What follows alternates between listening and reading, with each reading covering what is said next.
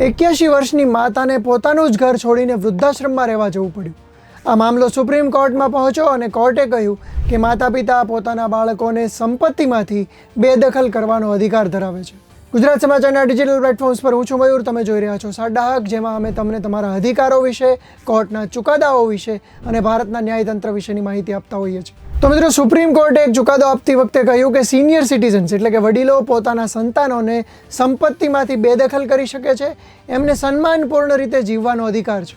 કોર્ટે આ કેસમાં સ્પષ્ટ કહ્યું કે વધતી ઉંમર અસુરક્ષા અને અપમાનનું કારણ ન બની શકે. આ કેસ છે લખનૌના વિકાસનગર નિવાસી રવિકાંત ગુપ્તાની અપીલનો, કે જેમાં 5 જૂન 2022ના રોજ માતા પિતાએ પોતાના જ પુત્રને ઘરમાંથી કાઢી મૂકવા માટે અપીલ કરી હતી. ખરેખર આ કેસમાં 81 વર્ષની માતાએ અગાઉ પોતાનું જ ઘર છોડીને વૃદ્ધાશ્રમમાં રહેવા જવાની ફરજ પડી હતી.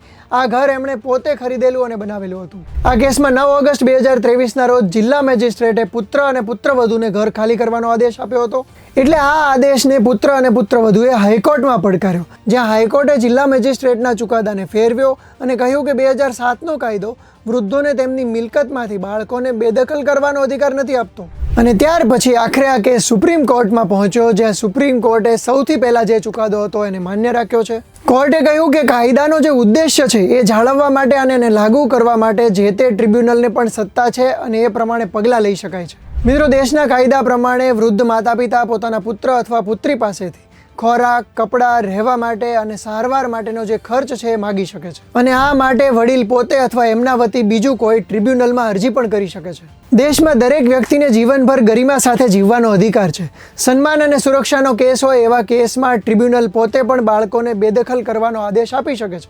આ સિવાય માતા પિતાની સાર સંભાળ રાખવાની શરતે જ્યારે પ્રોપર્ટી ટ્રાન્સફર કરવામાં આવી હોય અને ત્યાર પછીથી જો સાર સંભાળ ન રાખવામાં આવે, એટલે કે શરતનું પાલન ન થાય, તો એને રદ કરવાના આદેશ પણ આપી શકાય છે.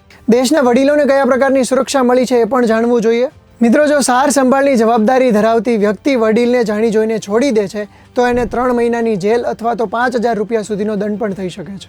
મિત્રો, સુપ્રીમના આ ચુકાદા વિશે તમારું શું માનવું છે અમને કોમેન્ટમાં જણાવજો અને આ વિડીયો લોકો સાથે શેર કરજો, જેથી પોતાના હકો વિશે લોકો વધુમાં વધુ જાણી શકે.